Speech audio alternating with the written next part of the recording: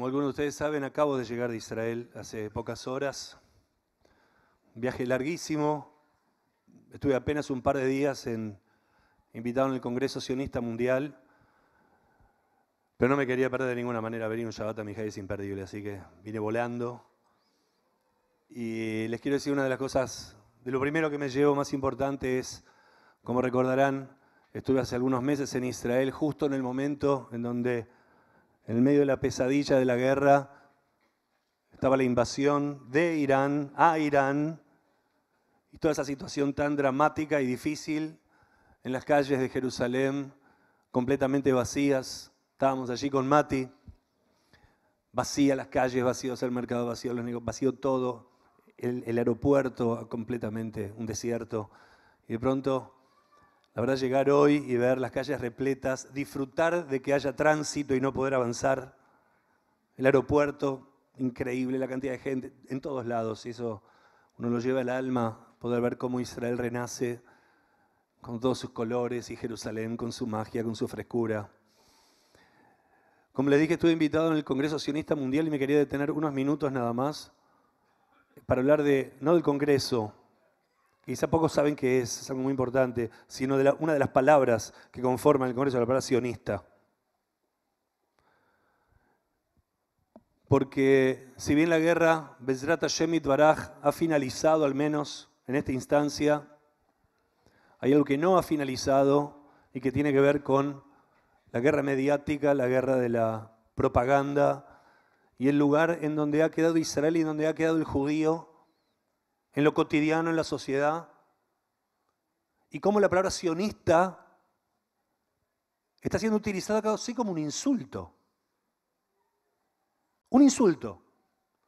Te dicen la palabra sionista y ya algo está mal. Excusándose detrás de la inconcebible idea de que antisionismo no tiene nada que ver con los judíos y con el judaísmo y con... Nada que ver. Soy antisionista, pero con los judíos todo bien. Es no tener ninguna idea de qué es el sionismo y qué es el antisionismo. Entonces quiero dar dos explicaciones bien breves para que lo tengan en el bolsillo, porque todos somos agentes de explicación. El sionismo, voy a dar una explicación política y una histórica, ¿ok? Desde lo político, el sionismo es el instrumento político, un movimiento político que nace en 1897, hace 128 años, con Herzl, para materializar el sueño del pueblo judío de tener una tierra libre en su tierra ancestral. Es un movimiento político de liberación para poder construir una nación, un Estado. Eso es el sionismo. Herzl llama al primer congreso sionista, el de recién fue el número 39, al que fuimos, y de ahí llama a representantes de las comunidades judías de todo el mundo, une a la gran familia judía para empezar a soñar y pensar el establecimiento de un Estado. Para aquellos, lo dije muchas veces, para aquellos que creen que el Estado fue por la Shoah, por lo que pasó en la Segunda Guerra, se equivocan. Fue a pesar de lo que pasó en la Segunda Guerra. Esto comienza en 1897, hace casi 130 años, para poder establecer un Estado en la tierra de Israel. ¿Por qué? Agotados, tremendamente agotados de la cantidad de pogrom, de la cantidad de persecuciones, del antisemitismo en las calles de Europa, en Rusia, en toda Europa. El final fue el caso Dreyfus famoso, que hace que Herzl comience con este congreso y con la idea de un movimiento de liberación nacional del pueblo judío para construir un Estado. Digo esto porque esto que acabo de decir es lo que le pasó a todos los países que ustedes conocen. Todos los países comenzaron con un instrumento político de liberación nacional para construir un Estado. Eso pasó aquí el 25 de mayo de 1810, por ejemplo. Pasó en Estados Unidos, pasó en Brasil, pasó en Jordania, en todos los países que conocemos hoy. Porque en los últimos 200, 250 años, el instrumento es un partido político, un movimiento fundacional para crear un Estado. Esto no existía en ningún lugar del mundo hace más de 200 años atrás. Era otro planeta, otro mundo. Es el instrumento con que todos los países se fundaron. Entonces, uno puede decir, uno puede estar en contra de las políticas de un gobierno, uno puede estar en contra de la política de la Argentina, de este gobierno, del pasado, del que vendrá, no importa, ok. Lo que es ridículo e inentendible es que alguien en Brasil, en Noruega o donde sea, esté en contra de lo que pasó el 25 de mayo de 1810, ¿me entienden? Eso es lo ridículo. El único país en el mundo que alguien tiene un problema con el movimiento que hace muchos años hizo que ese país exista es Israel. Esto mismo pasó en cada país que conocen. Y ni hablar con el tema de la población, porque muchos dicen es una idea de un grupo de judíos que estaban en Europa para colonizar. Es muy interesante porque cualquier país que conozcan, excepto China, esos movimientos de liberación y finalmente instalación de un Estado fue con otro tipo de población y no necesariamente la que vivía en ese lugar. Mírennos. O los mismos Estados Unidos, o Brasil. Todos los países en los últimos 200 años tuvieron ese proceso.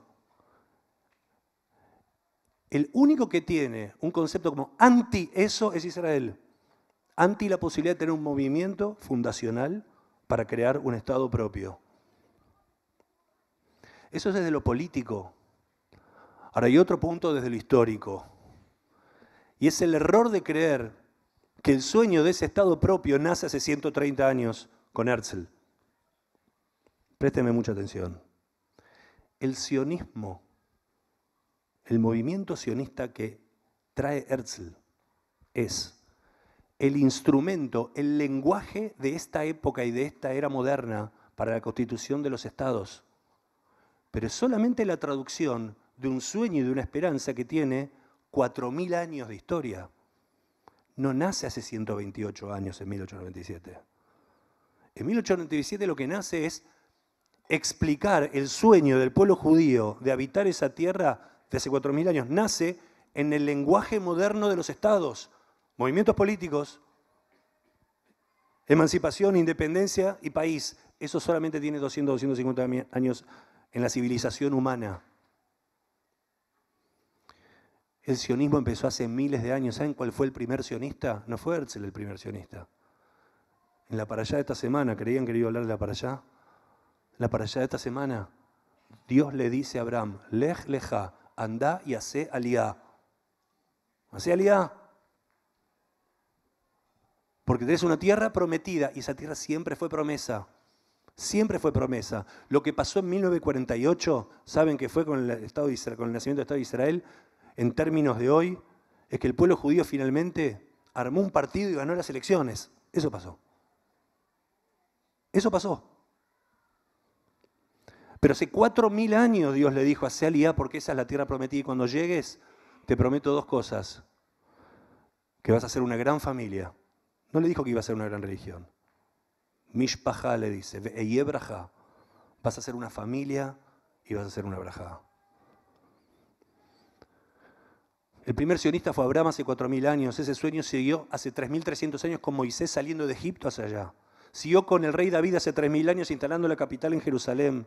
Y siguió con todas nuestras plegarias. Cuando estuvimos en el exilio, el judío mira de cualquier lugar del mundo a Israel, a Sion, a Jerusalén, a rezar, pidiendo volver. Todos deben saber y recordar que cuando termina Pesaj o cuando termina Yom Kippur, hay una frase que decimos que es Leshana Abba. Hoy cantamos la canción. Esa frase, miren en qué momentos, en el cierre de cada fiesta, es la frase más sionista que puede existir. Hace miles de años, nuestros antepasados la vienen cantando con el sueño de finalmente volver a Jerusalén. Bellana va, lo vamos a lograr. ¿Y saben qué? La cantamos tantas veces durante 2.000 años que finalmente se logró.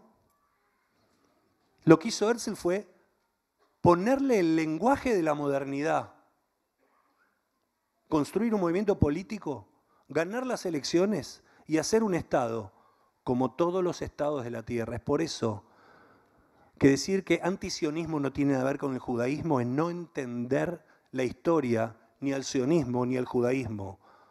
Porque todo judío, esté más de acuerdo o menos de acuerdo, tiene una raíz y un link directo al sueño de Jerusalén. Dios le promete a Abraham, el primer sionista, y por eso quiero decir, estoy orgulloso de haber representado a la Argentina en el Congreso Sionista Mundial. Dios le dijo al primer sionista que se iba a transformar en una gran familia. Y cierro con esta frase. El Estado de Israel es el Estado más pequeño de la tierra. La nación judía en cantidad de personas es la nación más chica de la tierra. El pueblo judío es la familia más grande del mundo.